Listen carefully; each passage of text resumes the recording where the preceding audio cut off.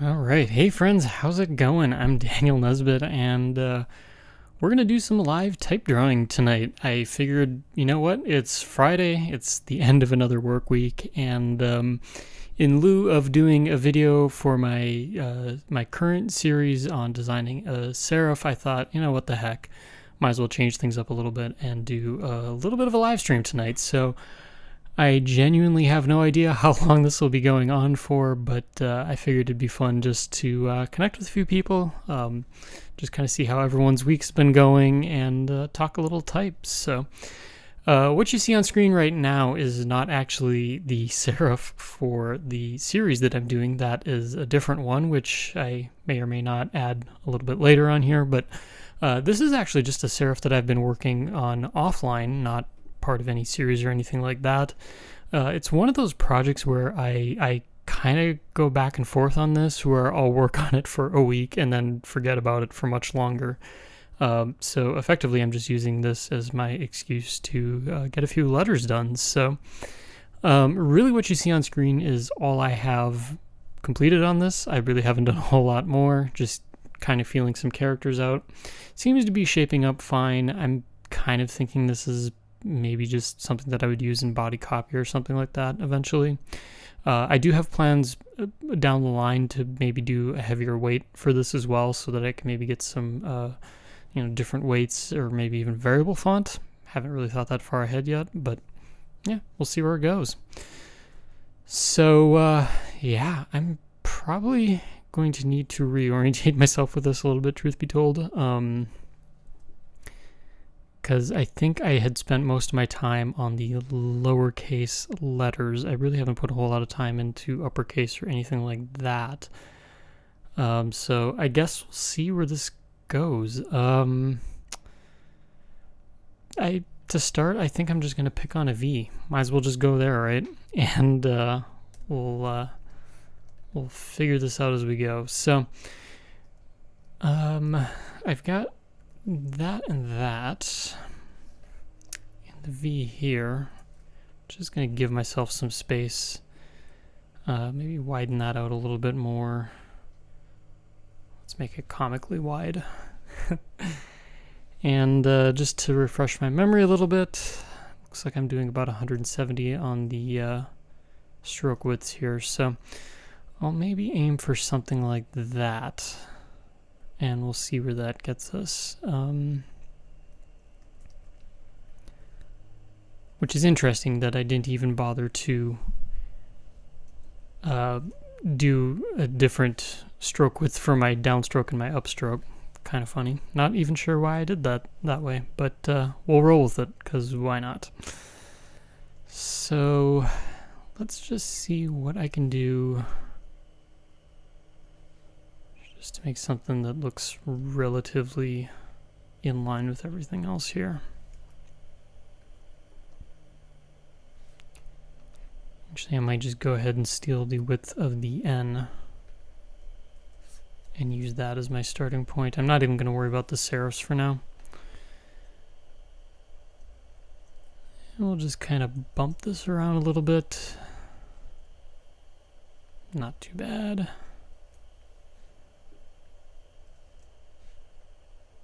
All right.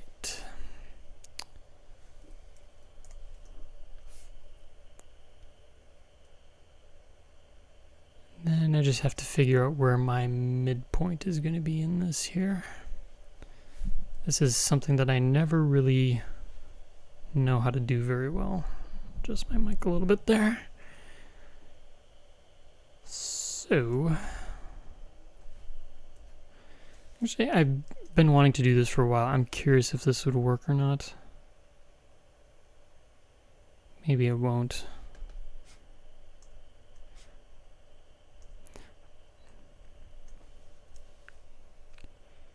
And one of my things here is I've always been pretty big on making mistakes.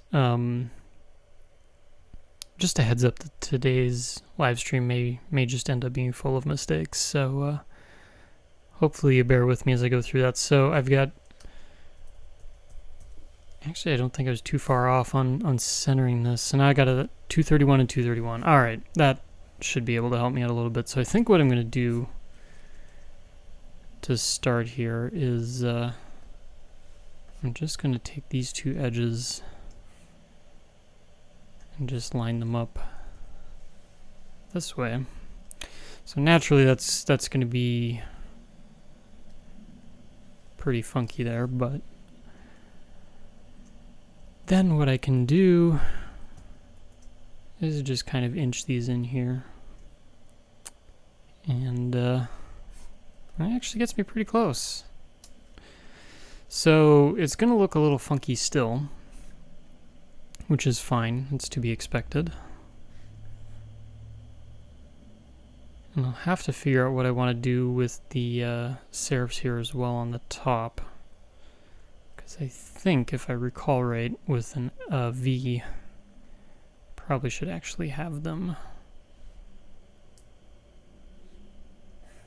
more like that. So actually I'm going to go ahead and solve that now. I also noticed in one of my last episodes too, someone had mentioned or asked about why I don't use components. The truth is, one, I forgot, and two, it's kind of been laziness at this point, if I'm just going to be completely upfront and honest with people. It's a bad habit, frankly, and something that I really should get in the habit of using more, because they would be extremely helpful to deal with this stuff, rather than trying to eyeball it, or if I decide to change these as well, and then I gotta go back and update all these.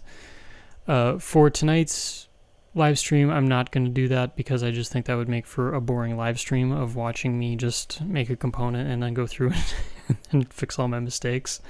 I kind of wanted just to focus on drawing letters tonight, but at some point I'll go back and redo that, make that look a little bit nicer.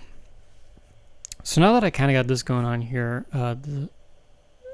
I know technically I've got the width right, like technically, but it doesn't look right, if that makes sense. So what I need to do is actually widen this out a little bit. And I'm going to go by 30 points to start. Actually, I'm going to bump that out of the way too. And speaking of, I'm actually just going to pop the N in the background there, just to kind of, it's my weird way of seeing if this is working or not. Which it doesn't seem too bad, actually. But when in doubt, we're going to go a little bit wider there too. Now, a couple things I know that I need to do is I will need to thicken up the strokes here, because as I'm skewing them, I'm also making them thinner. But on top of that, just being vertical, they're going to look thinner as well. So, I mean, right now, that's actually keeping it at 170 there. So that's good to know. But I still may want to just beef them up a little bit just to make it look nice. The other thing that I will need to do as well is figure out the bottom here. Because what I'm thinking, if I can get it to click where I want to, is that I want this to kind of come to more of a point. Not a sharp point, but just something that I think would look a little bit nicer if I get off the zoom care. So maybe something like that, I think. And then what I'm going to do is just go ahead and grab the knife tool and then just make a couple points there. And then delete those. Actually, back up. Not delete those. Let's just make everything kind of come to a point that way. Now this is looking really thick here, but I'm just going to tell you that that's by design for the moment. At the moment, I just want to kind of have my outer thing looking good here. And hello, Kalapi. Nice to see you in the chat there. Side note, I may be a little bit late on watching the live chat tonight. I will do my best. I actually have two screens going on here, so one's obviously the live stream, the other is my my YouTube screen, I need to get in the habit of looking over from time to time. So don't worry if I miss something. Now you know why.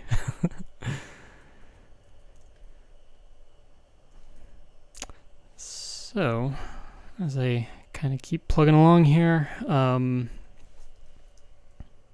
oops. Actually, just gonna go ahead to, while I'm working on one, and get a visual for the other. Don't really have.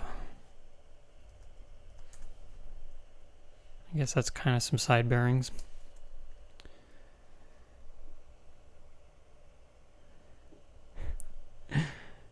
Yeah, I give you a lot of credit, Copy. You're up at 4 a.m., which wow, I'm impressed that you stayed up for this, and I'm actually just impressed that you can stay up that late in general, because usually I'm off in bed by like 2 a.m. at best. But yeah, great to see you here, even for a few moments. And I had mentioned this in someone's message to me a little bit earlier in the week too, but ideally I'd like to get a few more times on the books where maybe it's a little bit more appropriate. If you're on the other side of the globe, it's one of those deals where you won't have to be up at 4 a.m. Either waking up or staying up that long. So we'll try and get something that's a little bit easier for folks to make if they want to hang around and watch this for a little bit.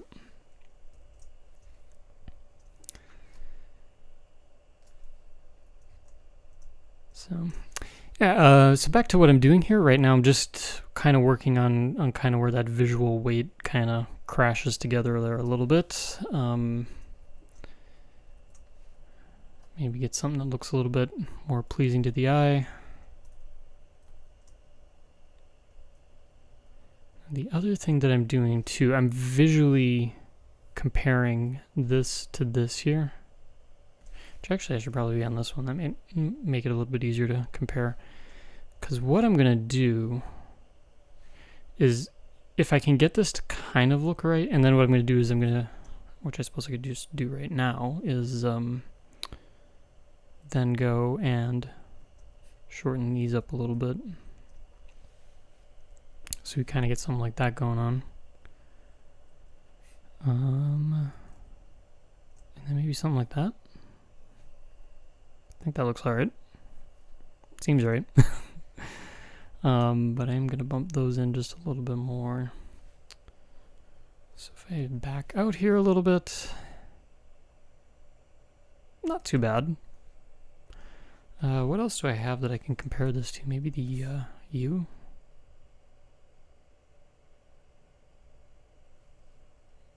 Yeah, I could go with this. Not too bad. So I kind of like how this comes to a point here a little bit. I don't think I necessarily need Overshoot for this. Of course, I could eat my words and...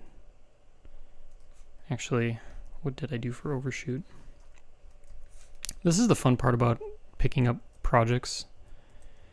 And I really should make use of my dimensions box over there. I keep telling myself I'm going to do that, and then I never do it. Because I'll jump into projects like this and then I don't remember anything that I did. So 30 points was what I used for the curve, and I think 30 points is too much here. But I wonder if something, even if it's a little bit like 10 points, if that might work a little bit better. Let's go back to having those. Yeah, I kind of wonder if that's a better idea. The other thing that I'm going to do as well is I'm going to bring these in just a touch, so get a little more weight there. And what I'm going to do is I'm also going to grab this as well and just kind of give it a little bit of a blur test going on there. Not too bad.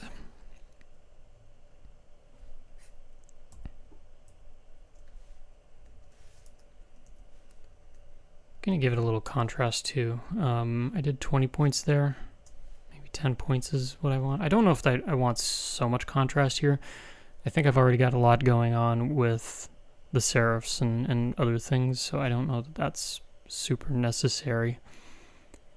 But one thing I am looking at, like I've got negative space here, the negative space here looks less. So I may actually still need to bring that out more still and not rotate it.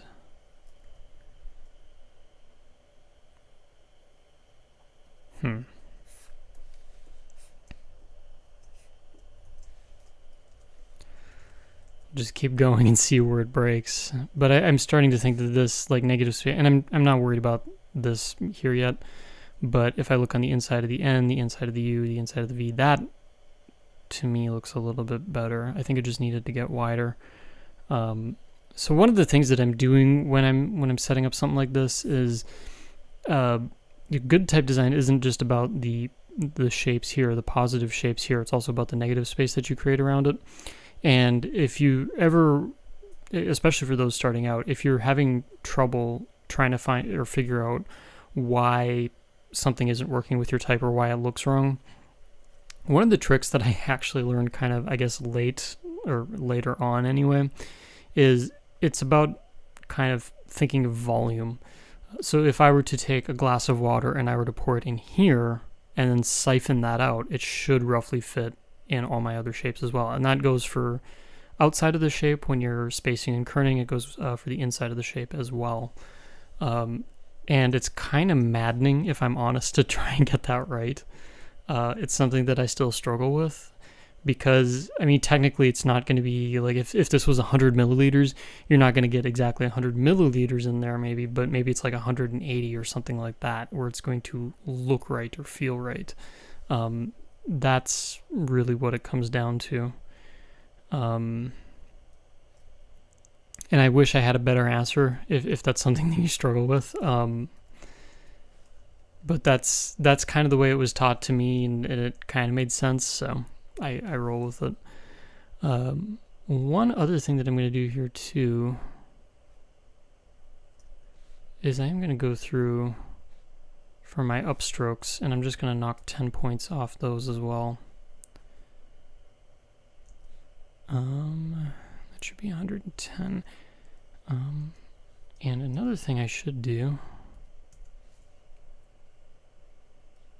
is I should go through and get in the habit of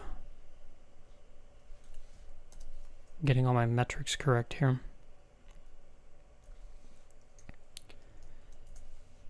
So trick with glyphs, which is kind of handy, is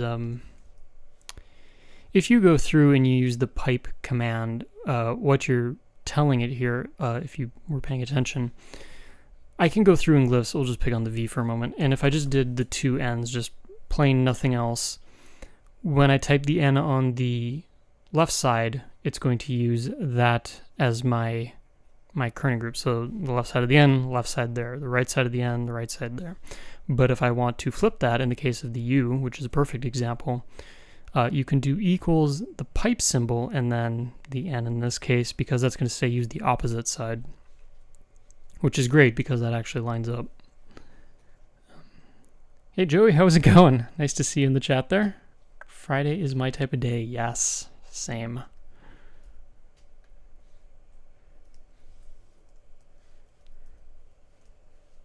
So I'm going to go through, we'll just do that for now. Actually, for the V, we're going to,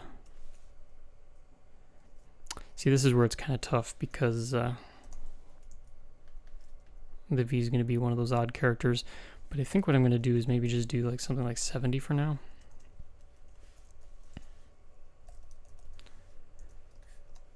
I'll just kind of use these as my guide here. Another trick as well, actually, for those, you can also use math here as well. So I don't want times 5 because that's a little much, but if I did times 0.5, there we go, that's what I wanted. So it's just a handy little way. So if I ever update my value of the N now, it's mathematically going to update my V, which it's one of those tricks that I've always really taken a liking to. But actually I wonder Maybe if I did it with eyes instead, I might. What throws me off is the serifs, if I'm honest, because there's space here, but not there, because I don't have the serif going in both directions. I just realized I didn't space the I either. Probably the same with the L2, I bet. I don't even know that I said. Oh, I use the H. Interesting. Well, let's go through and fix some of these up a little bit. Again, I'm not going to bore people too much, but that seems about right. And I guess for now I'm just going to concentrate on what I can control. I'm not going to go through and kern any of this. But, see, because it's one of those things, I could probably bring this right to 0 and it, you know, would look right for this particular situation, but, what else do I actually... Maybe if I did like a DVH and then DIH. Yeah, so it's still... This is why I don't like angled characters. I'm just going to go back. Actually, we're going to do 0.3 for now. We'll just stick to that. So n times 0.3. There we go. So we'll at least keep it the same on each side. It still feels loose, but I might just have to deal with that.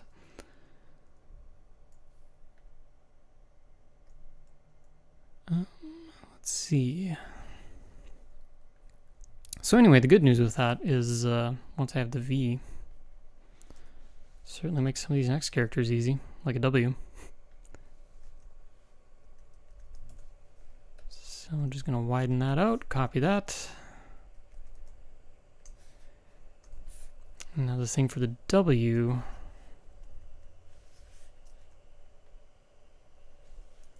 going to grab my N here again. So a couple things that I'm going to have to do is narrow up the character some.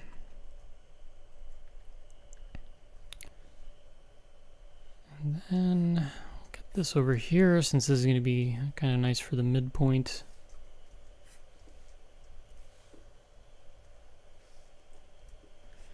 And I just need to figure out how narrow this needs to go. Actually, what I'm going to do,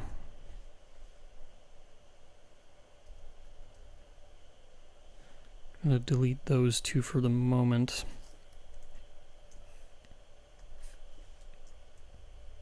I'm just going to make use of a few tricks here. So I do have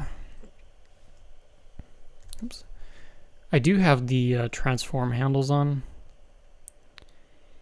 And I believe, if I remember right, yeah, show handles everywhere, I think. No, maybe that's not it.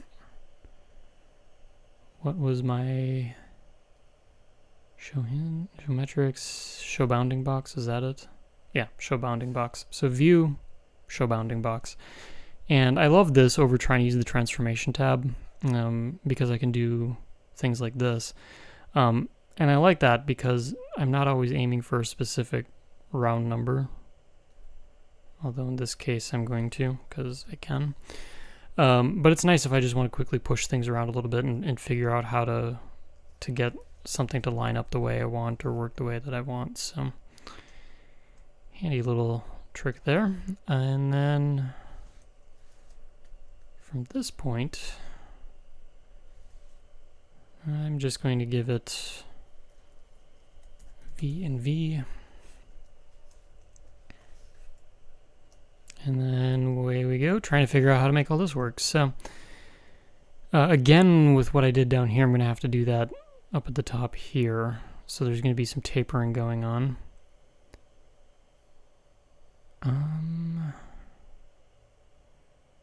But for the moment, I'm primarily going to focus on the width of this here. Maybe get those serifs. Actually, I do kind of like that. Change that on the V too. But I think width-wise, it looks okay. Overall width-wise. Stroke width-wise, I absolutely need to make that a little bit thicker, though.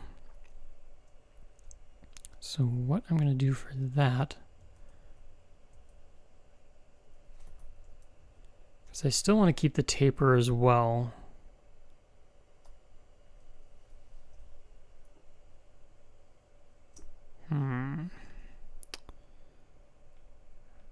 Might just be easy to, if I can get this to cooperate.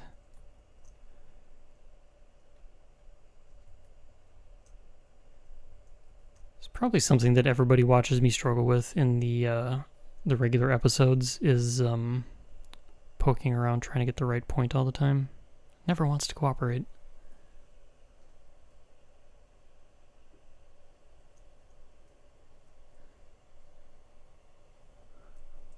Hey Benjamin, nice to see you in the chat as well. You're new to type design. Well, I appreciate that you're finding some usefulness from the videos. It's what I'm after anyway. Question for you: are you working on any fonts? Getting your first font down? I'll try not to pepper with you with too many questions, but always excited to see what people are working on.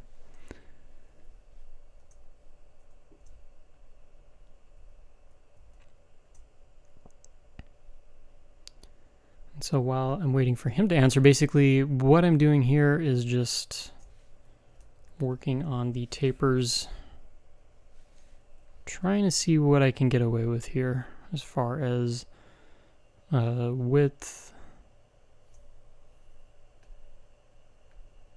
Just kind of making sure everything looks right. So where I'm at right now is these top left to bottom right strokes. I'm reasonably happy with how that's looking compared to the V.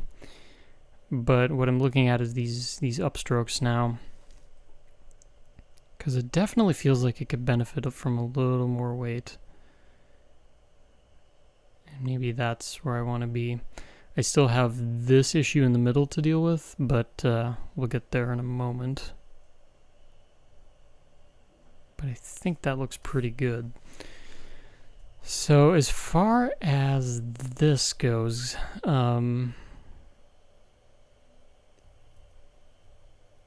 gotta figure out what I want there. I think what I'm going to do as well is we're going to grab the trusty old knife tool. And how do I want to deal with this? Because I could just do that. But that doesn't feel right.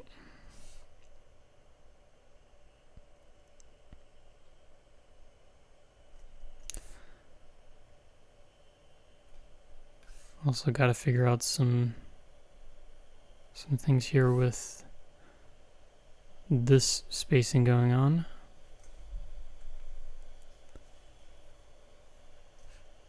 Because I've got, let's see, 189 and 165.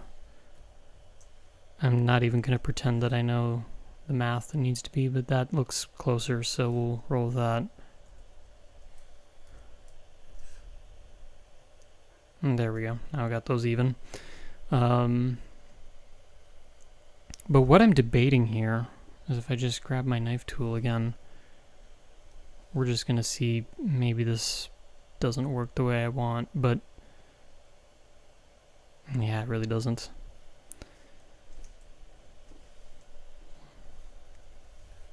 Because what I'm trying to avoid here is having like a really heavy spot, and this is the same reason that we tapered down here, was I didn't want to run into any issues with that. But as you can imagine, this feels a bit on the bulky side.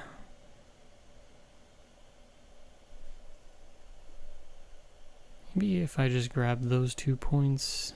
I mean, effectively what I'm going to do here is the reverse of what I did on the bottom.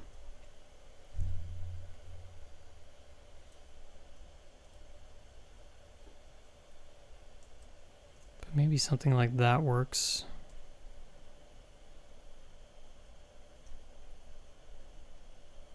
And just move everyone in a little bit closer. Does that do what I want it to do?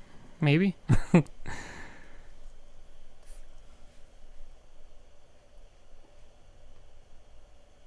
just going to give this one a little bit more weight here too. And then actually, oops, as I start clicking around here, actually going to give this a little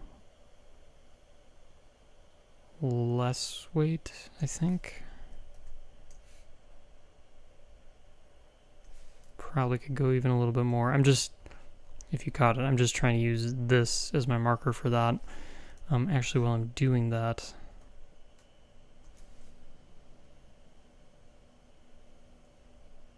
that doesn't look too bad.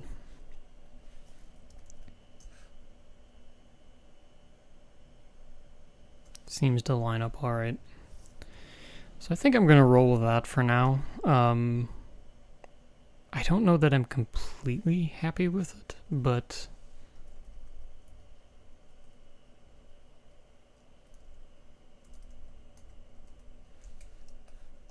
I'll just do a fake website address. I hope that's not anything terrible. But I just kind of, that's the first thing I can think of, you know, trying to space out the W's here a little bit.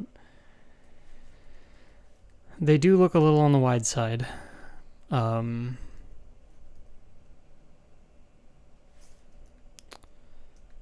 But if I compare it to the V, and really what I should say about the wide side is it's, I guess what's not sitting with me right is it feels like these two top areas are really tight. This part and down here seems really open. And I just need to figure out how I want to deal with that.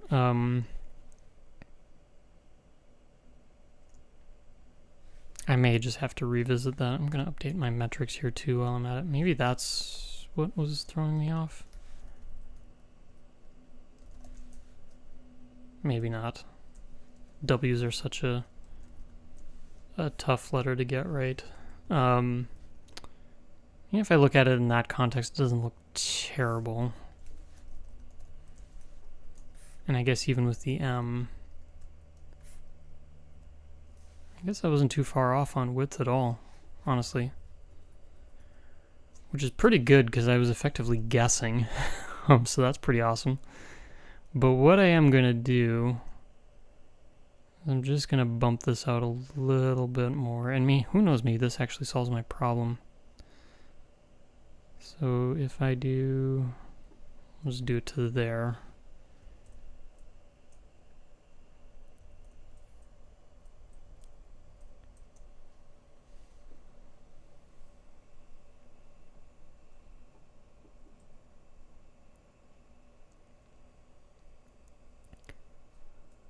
Yeah, some street plaques, just jumping over to live chat here, some street plaques would actually be really awesome to do. And actually, that's really awesome that you're finding that and digitizing that stuff. There's so many amazing hand-painted signs or handmade signs out there. And honestly, they make for like an amazing first project, especially when you're still figuring out different aspects of type design.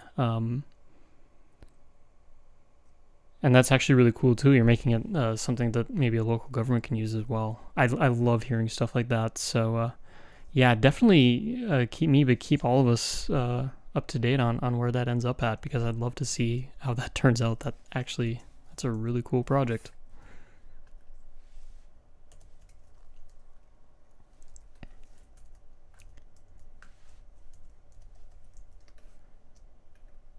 It's kind of fun too, especially I know probably a lot of people are struggling to kind of get out of the house, especially if it's safe or not. And, even just doing a type walk around your city for a project like that's a lot of fun. Just something to kind of stretch the legs a little bit and get out of the house for a little bit if the weather permits. That's a lot of fun.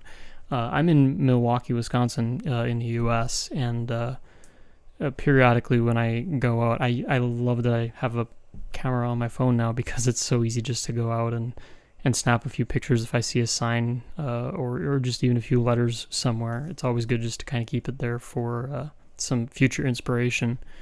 So yeah, that's really cool. Did I ask, if I didn't, what app did you decide to go with? I'm always curious. I know a lot of people, I guess including myself, Glyphs is usually the popular one, but just curious if you're using Glyphs, Glyphs Mini, if you went FontForge, or something else. Actually, I saw a few, which it's eventually probably going to go on my list to try either in a series or even just kind of one of the one-off videos that I've been doing, like with FontSelf or Robofont. But I've got FontForge, I found Bird Font, and then there's one, I think it's called True Font, that caught my attention as well. So definitely interested in exploring those at some point.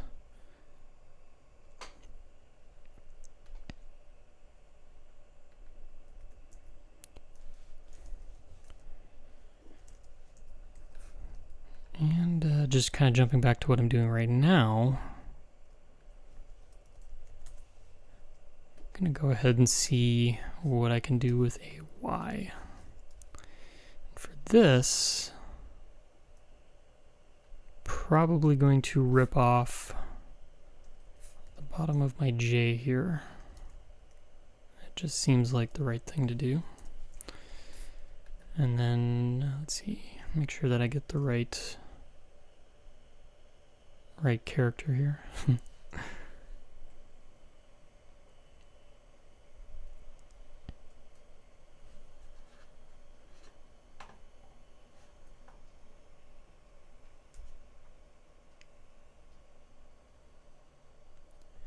Yeah, agreed, Joey. I have FontLab on my to checkout list as well. It was probably one of the first apps, that, and I think was it Fontographer or something like that. Those were the first apps that I was actually familiar with way back when I started getting excited about the idea of getting into typeface design. And what's interesting was I never actually followed through and used it. I think I had Fontographer bookmarked for ages with this idea that someday I was going to give it a try, or someday I was going to buy it, and then it just never happened. But truth be told, I ended up using Robofont. I took advantage of Type Cooper's online Principles of Typeface class this summer, and for that class it was recommended to get Robofont, and I thought, might as well just give it a shot and see what happens. Truthfully, I was really pleasantly surprised with it. Even coming over from Glyphs, it actually didn't feel like too much of a stretch to familiarize myself with it. The only problem, I guess, if you even want to call it one, that I ran into was unlearning all of the Glyphs shortcuts and trying to get used to the Robofont ones. Not the end of the world, but it was just kind of a fun little twist that I had to deal with.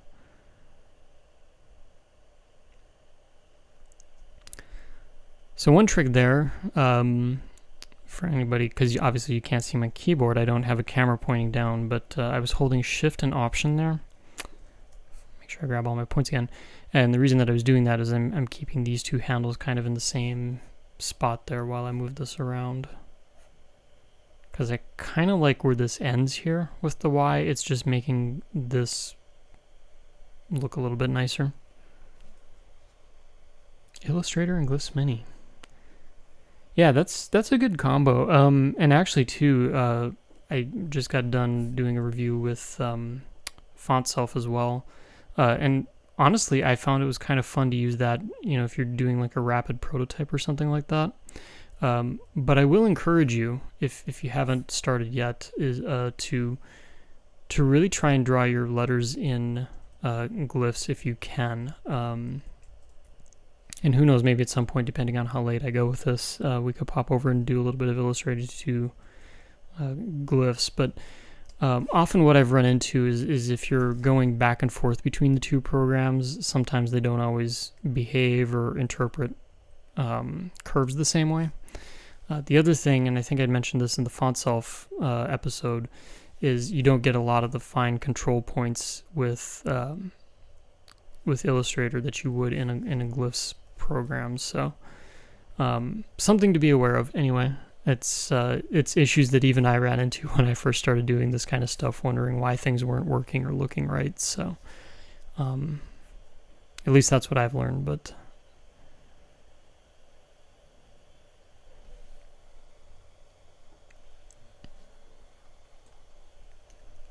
yeah, and as Joey's kind of pointing out here, the one main reason that I like working in an app like Glyphs or Glyphs Mini more than Illustrator is I can select my control points here, and I'm using my keyboard, but I can bump the points around like this. And honestly, it's a feature that I wish Illustrator would have, if I'm being completely honest. Unfortunately, they don't, though.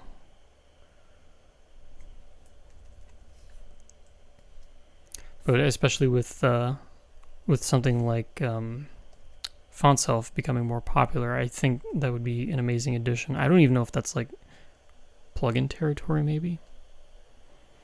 But it would be a really sweet feature for Illustrator to have that.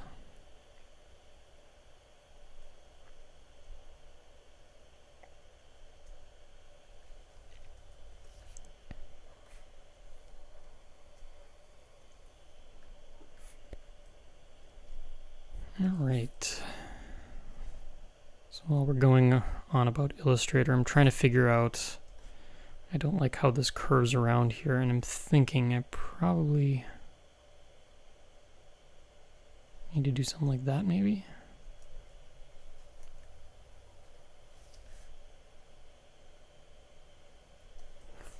Feels like I'm just kind of pushing a problem around here, because I can get this side looking right, and then this side doesn't look right, and then back and forth, back and forth. But maybe it just needs to go wider too. Something like that. That starts to look a little bit better. What I am going to do, I'll just flip on speed bunk here real quick and see if that kind of helps me out some. And then play the game of which part is it here? Let's see, can I hide? I don't think I can hide that. Actually, what I could do outside of Glyph, oh, I can make it a little bit smaller. Maybe that'll help some. There we go. Now I can see what I'm doing. I think that's the first time I've actually noticed that feature in SpeedPunk.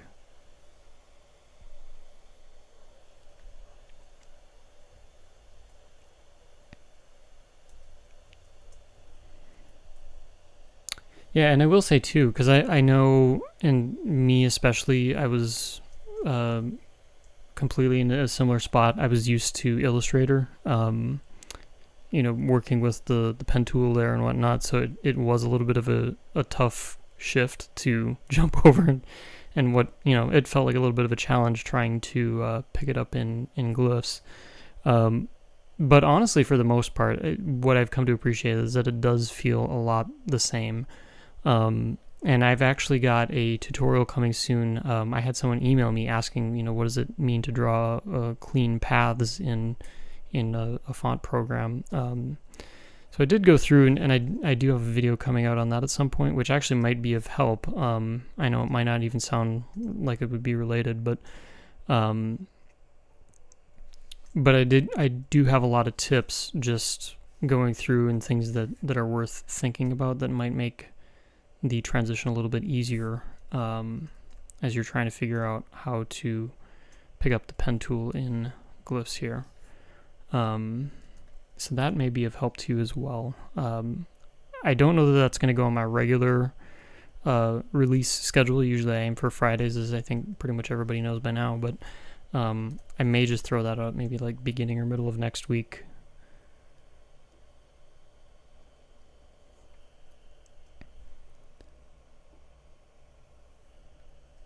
Anything that I miss in Glyphs? Honestly, I don't know if there's anything that I really do miss in having in Glyphs here. The nice part about Glyphs for me is that there's so many plugins. It's really become a situation of if I think I need something, I can probably find a plugin for it, which is really nice. I think Robofont's actually, you could probably make the same argument for that as well. I really just appreciate the flexibility and the customization that a lot of these apps are really starting to push. It makes it a lot easier to pick some of these up, and you can have these things do almost anything these days. So you don't need to be, a master, Matthew Carter-esque kind of person right out of the gate. A lot of these programs are really getting good at catering towards different things or different settings even. So that's one thing I enjoy. I guess the downside though is if you're using something like Glyphs Mini, you do miss out on those kinds of features, because of Glyphs Mini, it's pretty much you get what you pay for type deal. That's part of what makes it mini, but if you do end up jumping to the full version of Glyphs, which I think they may even run a discount for or some sort of promotion for, in time, if you decide that that's the app that you want to go with, it's definitely worth checking out the plugins that come along with that stuff. So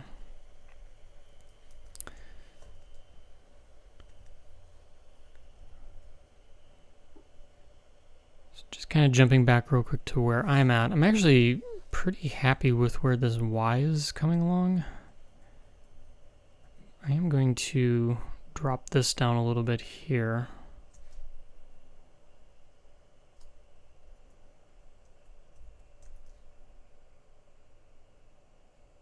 I don't think that looks too bad.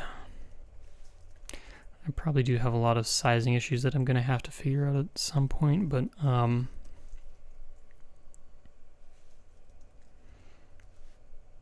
I think for a first pass, it's not too terrible. But what I am going to do is maybe just kind of even out my angles a little bit more here, because I have a hunch. Oh, actually, a lot closer than I thought I was. I was going to say, I didn't think I was very close, but turns out I was. But now I'm going to go mess it up.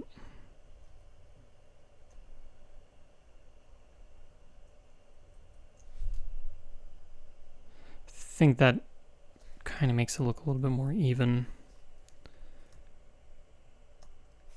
Actually, even just bringing this in might even help me a little bit too.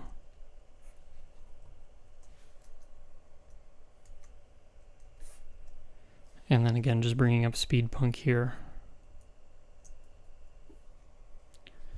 And I should mention, Benjamin, too, if you do go down the rabbit hole of Glyphs, if you get the full version, what I'm using here is something called Speed Punk, because at some point you may run into curves being a huge source of frustration.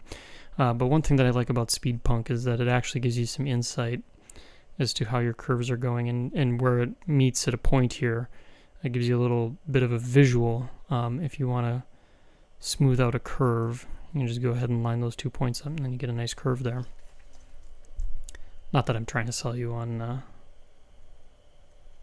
getting the full version just quite yet, but something you can look forward to eventually, one day maybe, if you get there.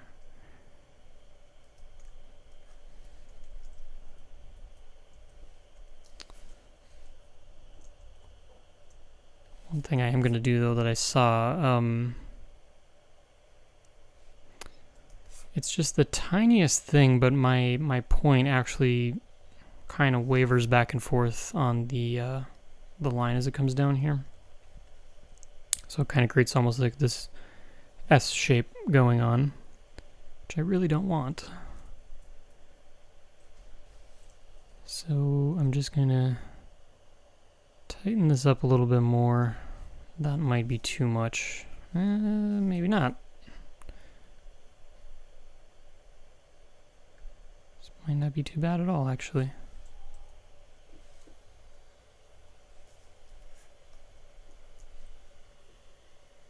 So yeah, that actually turned out pretty well. Now, did I knock my metrics off? No, I did not. Even better. I love it when that happens.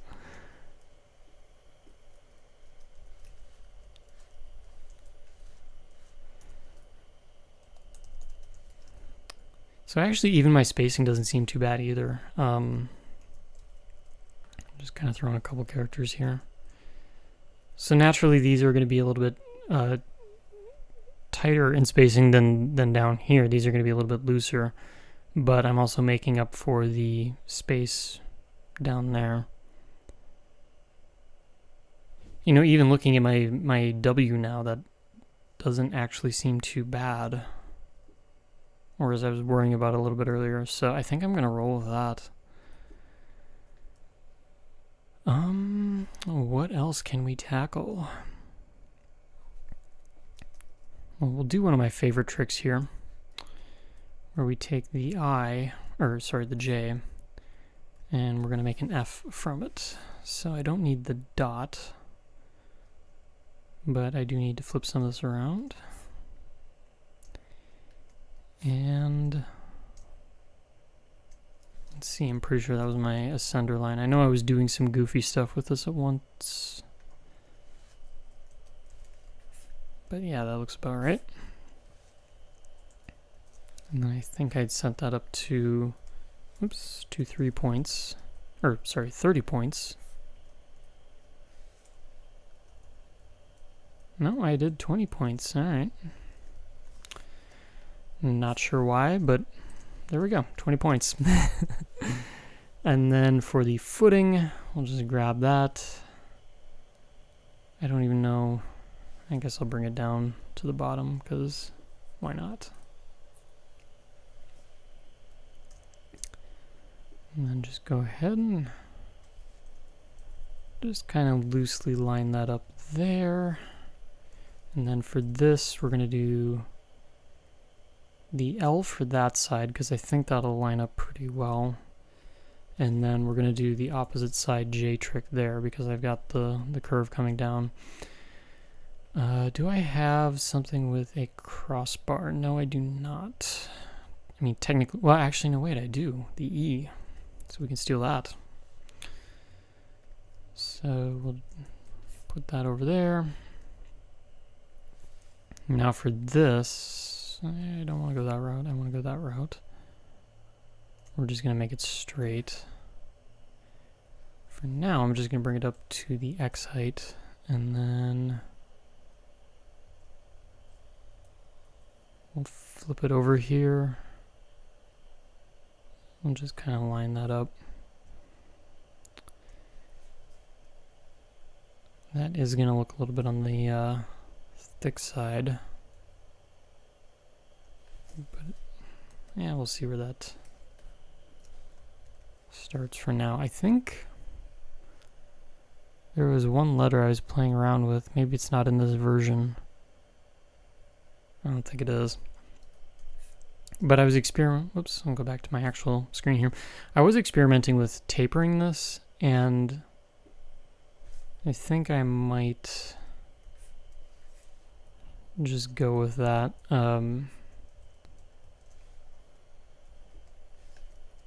Just something like that, just to kind of help it out some. And actually, if I do it that way, we'll get all these to line up.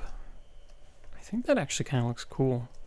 And it just helps too, then it's not just some big blocky thing. It does kind of relate to my serif a little bit, which I think will be helpful.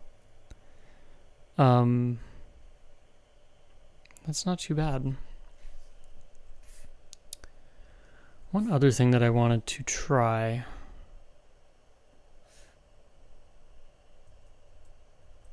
was just to bring this out a little bit. Oops. I'm just going to bring it out by 40 there. Make sure that's still straight, and it is. And then again with the curves, making those look nice. I think I might actually end up adjusting this one instead. What I am debating too is that I may end up just bringing this down some. I think that actually looks pretty good. And then we'll just get our curves back into a cooperative state there. We'll deal with that little chunk in a moment, but I kind of like the idea that it's similar to the J, but it's got a little bit more of an open feel to it. I'm also going to be thinking ahead too, because naturally we're going to be talking ligatures at some point. So I kind of want to set up for that as well and be aware of that, because I think at some point I'm probably going to have an FI ligature where this is going to curve over and create the dot on the eye as well. Since they're both... Actually, I think I stole the dot off the eye for the ball terminal here. So I'm just going to own that at some point, but we're not going to deal with that right at this very moment. And then, again, I'm just holding down the Alt key just to... actually, I'm going to turn off speed bump here so it's not quite as annoying. But we're just going to find a point where it snaps nicely to... That seems like it.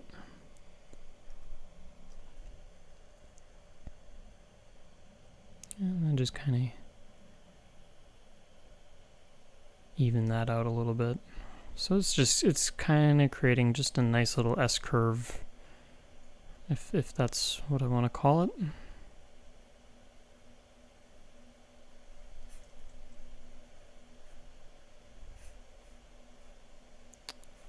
And then just figure out a point where this snaps. Now this is one thing, if anybody ever runs into this, because I actually had to look this up once upon a time, you'll notice, like when I'm super zoomed in, I don't know how you're going to see this on the live stream, but there's a grid back here. And I believe by default, Glyphs does 1,000 units per M. Now I flipped it up to 2,000, so I do have a finer grid right off the bat, but if you were ever curious, if you go under font info, and this is for Glyphs or Glyphs Mini, you can bump this unit up, and I do recommend bumping it up, especially if you're doing a font for body copy. It makes your life so much easier when you're trying to line things up, even though I just showed you that it wasn't so much easier because I was struggling for that point. But it seems like 1,000 is okay for things like display faces, but I do run into some issues if I'm trying to line it up with a body copy. Then it doesn't always want to cooperate as much, so that's just something to keep in mind. So what I'm going to do here, very haphazardly, is I am going to get this kind of lined up, and kind of what my plan or my thought is, I'm going to do 20 points off, so it's going to be the same as my overshoot up here. Just the same deal there. Actually, I wonder, maybe even 30 points, since I have some distance between the two of them, so it actually looks like it's pretty obvious. Let's see. Books on type design. Yes, I do have books that I can recommend for that. And actually, I'm going to pop out of Glyphs for a moment, so I can pop this up for you. But what I'm going to do is... Designing Type by Karen Chang. And I'm on the American Amazon, so I know she has, I think this is on almost every version of Amazon, but she just came out with a second edition, actually a few weeks ago. Or actually, no. It will be coming out. Sorry, I got a early release, I guess. The title's coming out on October 20th, so actually just in time. I do recommend the new version if you can swing that. I don't know that there's anything wrong with the older version as well, and I'm sure in due time the price will drop. That's the navy blue cover, was the first edition. But this is a super, super resourceful guide, and it's a pretty beefy book too. But basically she goes through, and everything I've learned about type design to this point has come from this book. So that's why I talk so highly about it, especially if you're not able to get into a class or anything like that. But a lot of what I go through on my channel, my knowledge, it's come from this book. And it's easily the best resource out there, probably hands down. There is other ones too. Have to look on my bookshelf here. Let's see, what else? Naturally, I can never find it. I think, was it Thinking with Type? Nope, that's not it.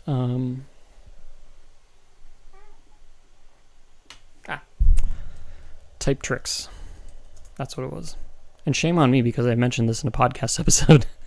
And then I promptly forgot about it. But the reason that I like this one over, well, I shouldn't say over, but I like it in addition to Designing Type by Karen, is this is more of a pocket size guide. So if you ever find yourself on the go, if you're working from, from a coffee shop or a cafe or something like that, this is a little bit easier to carry around. Karen's book, I think, is around like A4 size or something like that. And this one is a bit smaller. I think this is like A5 or A6 size. It's a lot easier to throw in a backpack. It doesn't go into the same amount of depth that Karen's book does, but if you ever just need to look up something quick, it's a lot easier to flip through a smaller book, obviously. So, I mean, physically smaller, not as many pages either, but if you ever just need to refresh your memory on something, this is definitely a great resource. And again, I mean, this is in US dollars. I don't know what it is for euros or anything like that, but it's pretty reasonable as far as cost goes.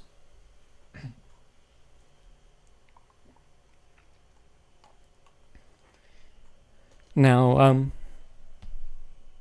there's two others as well that I have to try and remember, so hold on here.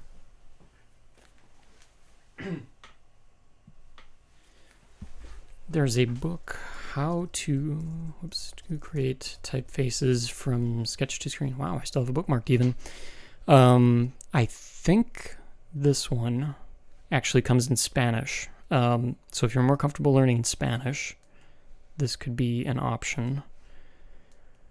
Truth be told, I don't know what the title is in Spanish or where to find it. But yeah, this is another good one. So how to create typefaces from Sketch to Screen. This is the English version. I think this is easier to find in Europe than it is in the US. Excuse me, as I'm losing my voice. But this has been a really great resource as well. And again, similar to the same lines as Designing Typefaces by Karen Chang, it's not as in-depth, but still does a really amazing job. And I like that this is actually available in multiple languages as well. So, yeah, those are probably three that I would recommend. I think two. Actually, I have one more person I'm going to look up. Chris Campe has Making Fonts. Let's see here. So, here we go. I think this is actually her website too. So this one's available in German. I know that. And her website's in German. So I get to challenge. I took German once upon a time, so I can loosely get around here, but let's see. I think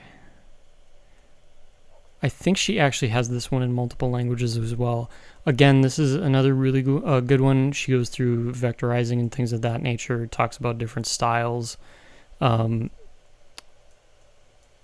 So yeah, this could be another good option for you as well. So I guess there's four that you can take a look at, and hopefully those are useful. So close back out of that. Yes, Shape of the Stroke, again, very good recommendation. I actually forgot about that one. And I think I actually have that one in my bookcase somewhere.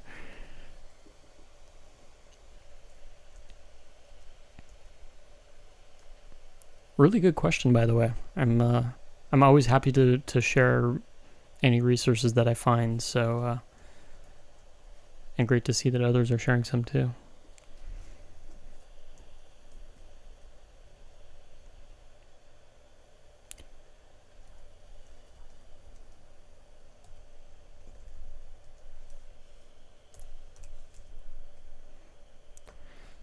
So just jumping back over to this, one thing that I was just looking at here was my, it was one of those things, I jumped back over here and it just kind of looked a little funny at the top in my, on my F here. I think what it had to do with was this curve here, so We're going to give that a little bit more weight. This is one of those situations too. I know I rely on SpeedPunk a fair amount, but it doesn't always tell you the truth either. Sometimes you do have to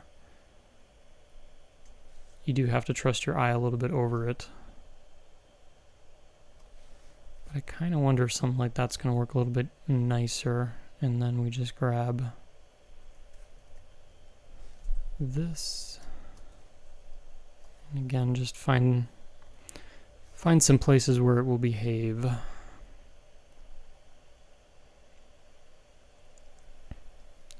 So again, we'll just kind of... And truthfully, all I'm doing here is simply eyeballing it. There's no rhyme or reason to any way that I'm pushing and pulling the shape around. It's just bump it around, check it, bump it around, check it. If you've gathered from my channel, and I don't even know that it's like the quote-unquote right way to do this, but a lot of my font design process is trial and error. I think the only difference between me and probably professional type designers is that, and then probably the fact that I broadcast it to the internet too. I guess that looks a little bit better. This is one of those things where this is like the maddening part of type design for me, is you can zoom in on a character and it looks so amazing, and then you zoom out and it all falls apart.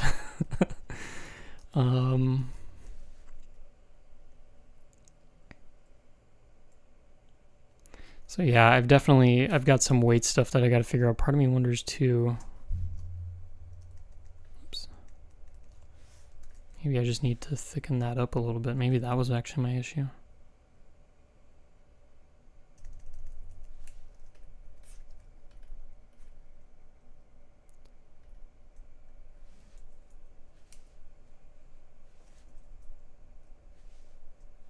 Maybe give that a shot and see what happens.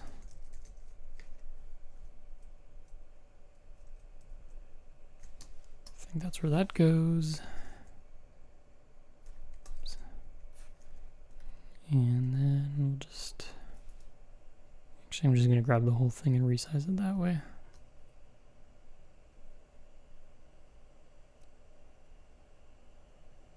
If it wants to cooperate. Sometimes the snap is not my friend, but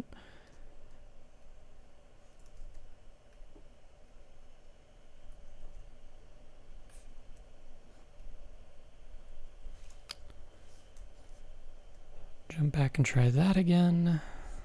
So actually I should back up here and explain what just happened as well. I gotta get better at that. So if I zoom in, I'm gonna turn SpeedPunk off for a little bit. And again, I don't know if you can see this, but this is a circular point here. And when I was trying to move this around, it popped out, which I didn't want. So what I wanted to do was just double click that, and then it turns that dot from a circle to a square.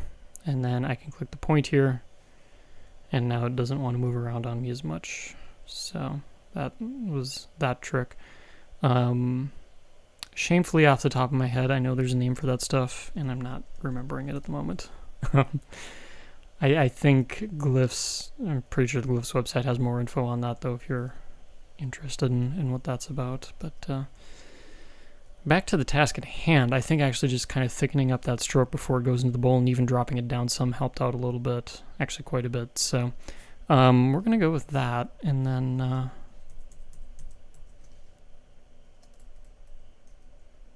other thing that I was going to do as well is I'm going to go through and I'm just going to bring this serif out a little bit more, and that way it doesn't feel like this is falling down as much. Actually, I do it on the R a little bit as well. It's just one of those things where it's like a visual tweak that I'm making. So I think that seems to work out pretty well.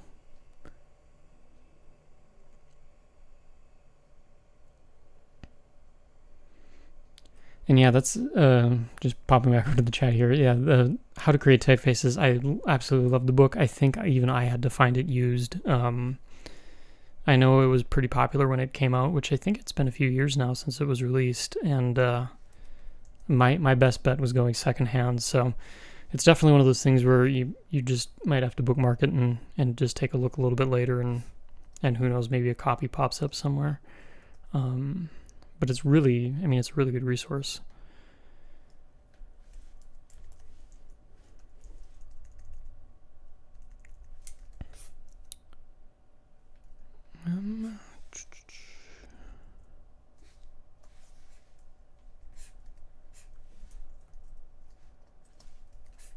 Fun part about this letter is just constantly going back and forth and back and forth. As I'm sure you're all noticing right now.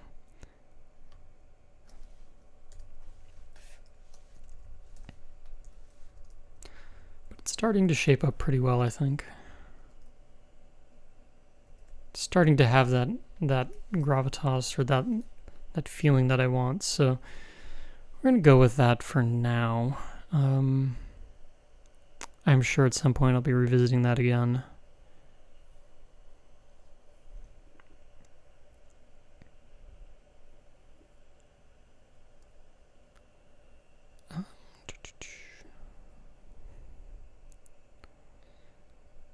So definitely can say that I've made some good progress here on the lowercase.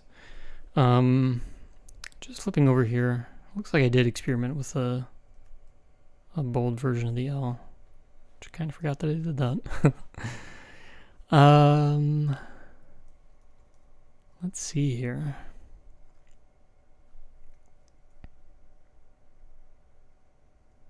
I think we'll have some fun jump over to an uppercase. So we're just going to go with the C here. Whoops. And let's have some fun with that. So this is always my favorite thing to do, because I love letters where it kind of mixes between the uppercase and the lowercase variant, that they're basically the same, but you resize them. And yes, that goes for the S too. But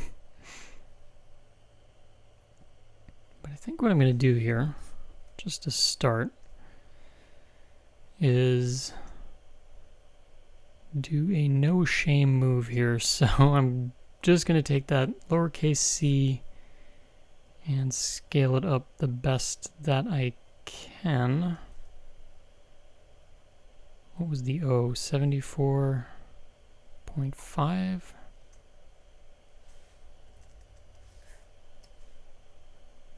And something might be 774.5. What was this again? Make sure to grab all of it. Oh, actually, you know what? I was looking in the wrong spot. 1510. That's probably more in line. Ah, so I was only 1 point off. There we go. So that was set at -30, that's set at -30, perfect. So, now that I've got all that lined up, just going to use the left side as my my guide here. So we'll go off of that.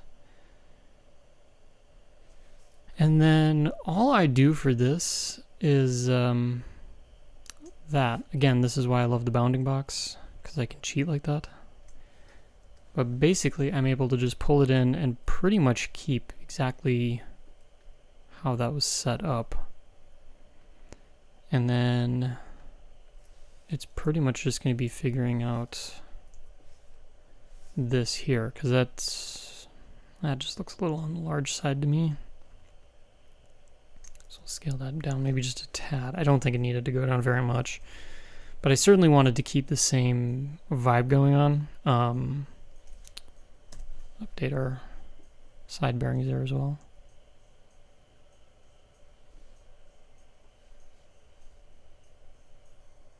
And there we go.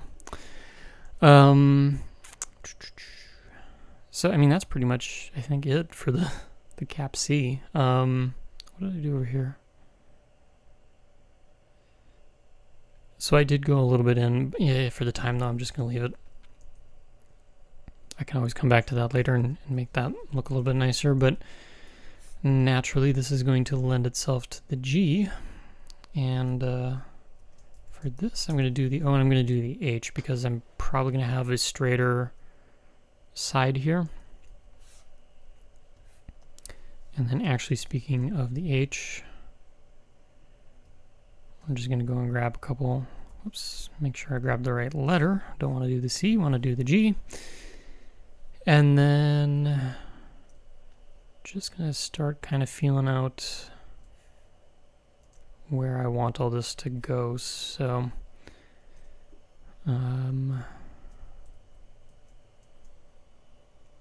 really I'm just going by feel here.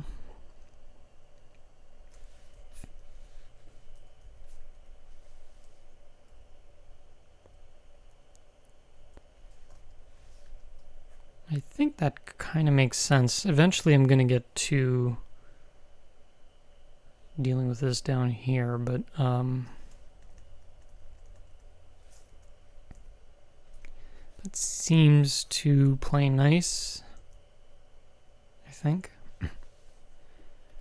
And granted, this is going to be a little bit lower than the crossbar on the H and the E, but I'm okay with that because I'm making space. I think the ear, if I have my type terminology right, that's where I want that to be. Now for the spur on this, I'm actually just going to go ahead and probably even just use this as my my guide. Oops. Just keep some consistency going on there. So what I'm going to do is,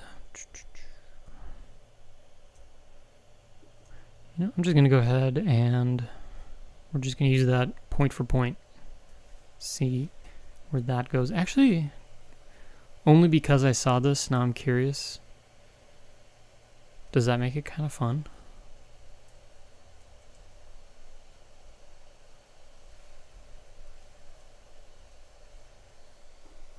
And by the way, if you're on the live chat, you are more than welcome to weigh in on this stuff too. If you're just seeing things or you're screaming at your screen. This is the one nice part about live streaming is it's not like the pre-recorded episodes where you scream at your screen and I just carry on doing what I'm doing. You can actually scream and I can hear you now. I wonder if I kind of like that. I mean, it's something different. I think I'm gonna roll with this. I don't know. What do you think? What do you guys think?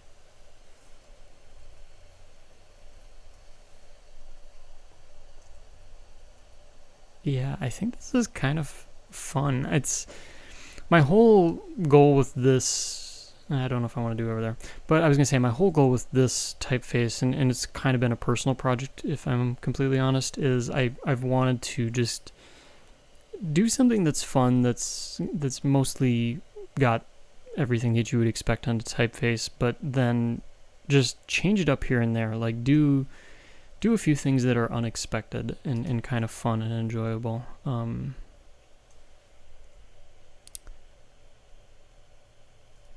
That's kind of where I'm at with it.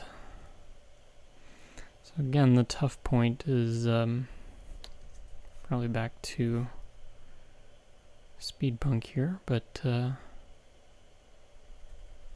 and I'm just messing up my lines here.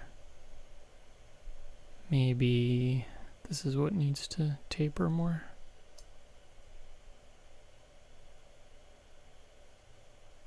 Yeah, maybe something like that.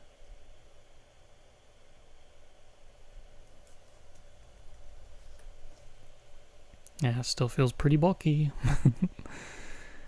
Actually, one thing I wonder if I back that up a little bit and then move that up a little bit and just take these points and just kind of smooth things out a little. Maybe that's the answer to all of my problems here. Unfortunately, I can't just type 42 into a keyboard and have it all be done. I've kind kind of got to go through this a little bit. But yeah, if I kind of get that taper a little bit. So the tough part there is I want that to curve down a little bit more. So that's going to look a little bit flat there, which we don't want, but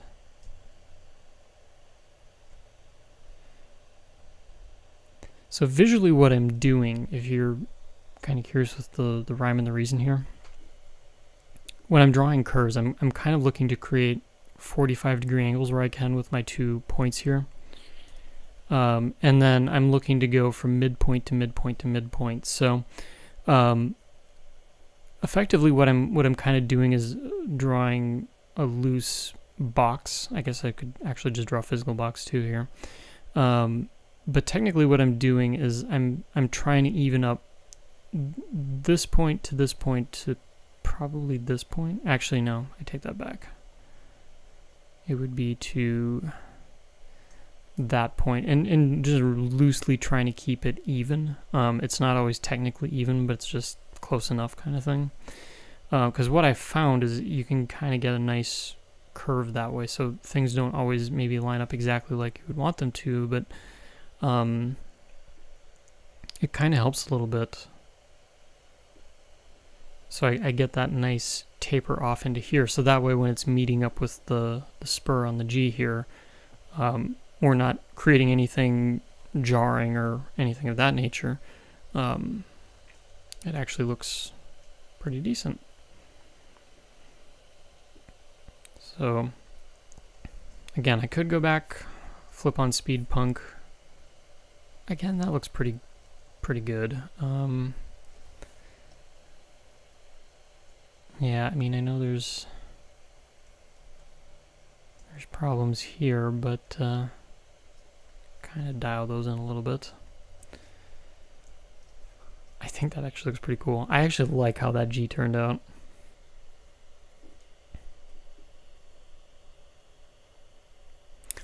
But one thing I can tell is that it does get a little too thick there, so this is the fun part. Now I get to chase around some shapes here a little bit. Actually, what did I do? Now I should probably pay a little bit closer attention. So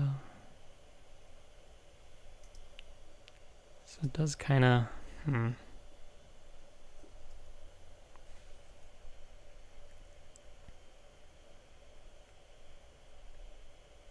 yeah, I wonder if something like that's a little bit easier to do.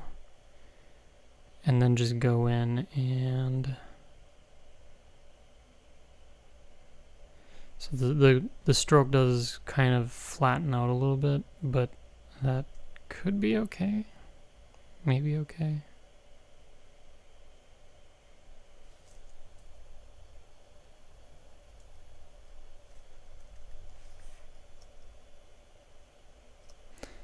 We'll just maybe kind of roll with that for now. You can tell I'm not big on it. But then what I'm going to do is just copy that over, because I don't want to copy the bottom part of this, but I do want to copy over the top part of the curve here. So we're just going to go snap all those points to their respective places. And then we'll find the one we don't want, delete it, and there we go.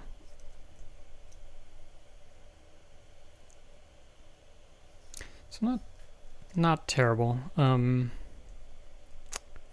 guess the other thing that I need to probably keep in mind too, this is the tough part because you can go back and forth on this stuff so much.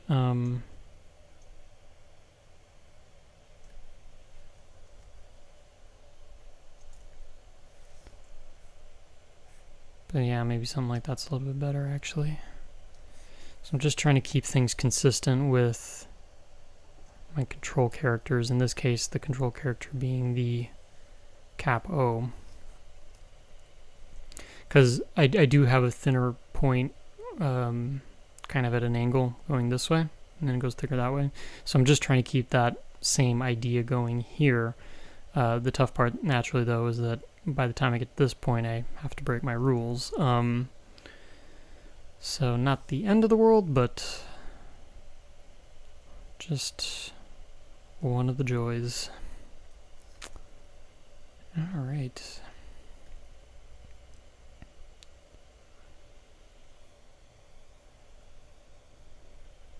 Well, perfect. So I think, it's one of those things where I think I've probably I'm at a good point for tonight, or today, I guess, depending on wherever you're at in the world. So I think that's kind of a good point to leave this one. I guess I'll turn to the chat here. I do have a little bit more time tonight. We had some good questions. We had some good conversation. I don't know if anybody else has any questions, whether it's on this or whether it's on one of the other series. I guess I could pop it up real quick in regular Glyphs, or in Glyphs Mini, I should say. But for those who have been following along, we've been doing the extended serif as more of a display face. And yeah, even this one's been coming along pretty well. Haven't done a whole lot beyond the episodes, so I'm not going to do anything here, but it's interesting just going back and forth between the two programs, just how much I'm able to carry from one font to the other, even though they really don't look a ton alike. But there has certainly been some inspiration between the two. Primarily with the serifs, this one, it's a little bit more blocky, and it's kind of got this, I don't know if I want to call it like a hexagonal shape going on. But I'll be totally honest, it actually was inspired by that shape there. I mean, they look pretty similar. But it was just, something kind of fun to do. And that's the nice part, is you start building up a library of type of your own designs, is eventually you start ripping yourself off, which is kind of fun. I mean, that sounds horrible, but it's actually kind of fun. And I've got numerous fonts in all sorts of stages of just wherever I got bored and kind of left it off. And I always encourage people, if you have an idea, maybe it's just a couple letters, just go ahead and draw them out. You don't always need to have a full letter set at all times for every single font that you do. There's fonts that I've drawn years ago that in kind of their current state really aren't that great, but sometimes you just need to have some of these ideas marinate a little bit, and then you come back to them, and you come back with a little bit more knowledge, a little bit more skill. And this one's actually a classic story of that as well, where I've probably been drawing something similar to this on and off over the years. As a matter of fact, fun story on the C. As I turn off, oops. I don't know why Speedpunk's being annoying to me. There we go. But the funny story with this C is it actually, believe it or not, started long before I started drawing this font, which was a few years ago. But if I go to my Instagram page here, and probably not signed in, so who knows. I hope I don't get the nag screen before I reach the letter that I'm looking for. But this actually started with a simple idea.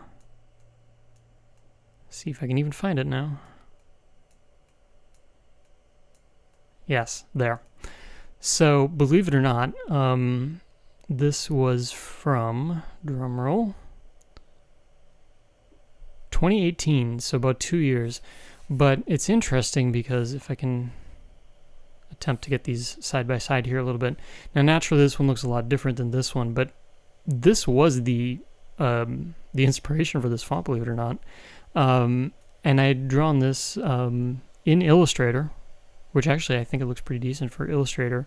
I didn't have a complete solid knowledge of typeface design at the time, not like I do now. But just walking away from it for a little bit and then coming back, and then all of a sudden, I'm drawing this, and it's actually turning out to be a decent typeface.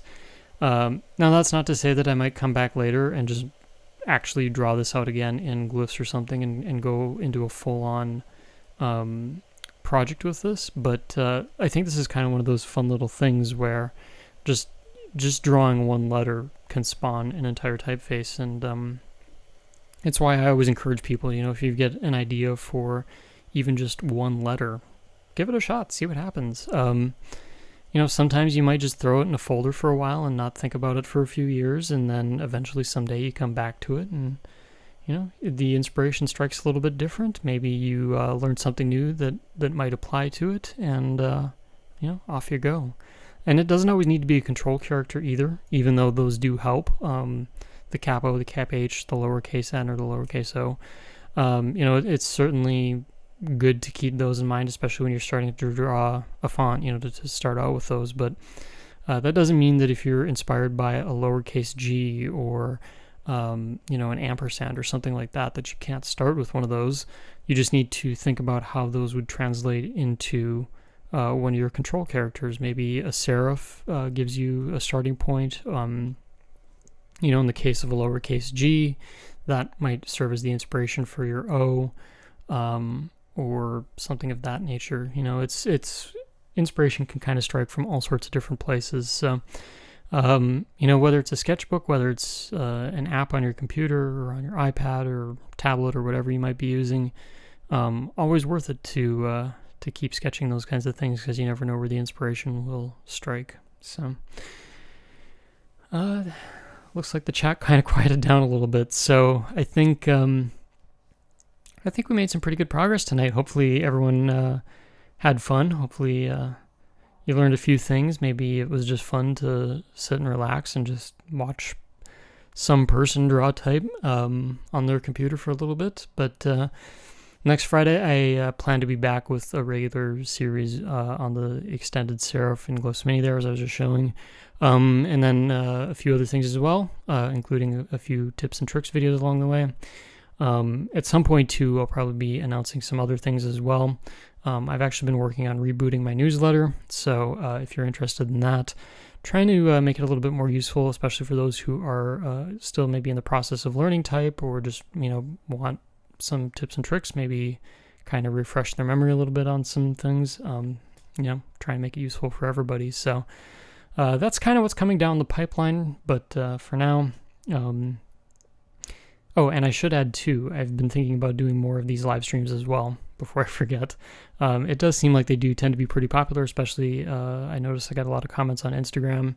I think I was probably about 48 hours out of announcing this, so maybe I'll look into more of a regular schedule on that, maybe bring it over to something like Twitch. Don't know, still haven't figured that one out yet, but I'm certainly open to any input or any thoughts that folks have on that, because as always, it's the people that show up to these, that watch my videos, that like, subscribe, or sit in a live chat, comment, whatever it may be. Really, I'm putting this out there for everyone. So if you're trying to learn type design, if you're trying to get started, you're trying to figure out just how to get maybe going with an app or something like that. It's always great to hear that people are finding these useful to start their own journey, to start learning. And yeah, as always, I do keep my email open as well. It's the letter D, @nis.bet if you want it. So there you go. But if you ever want to shoot me a message and just say, hey, if you want to show something off, if you want my opinions on things, if you just want a second pair of eyes, I do my best to try and do that.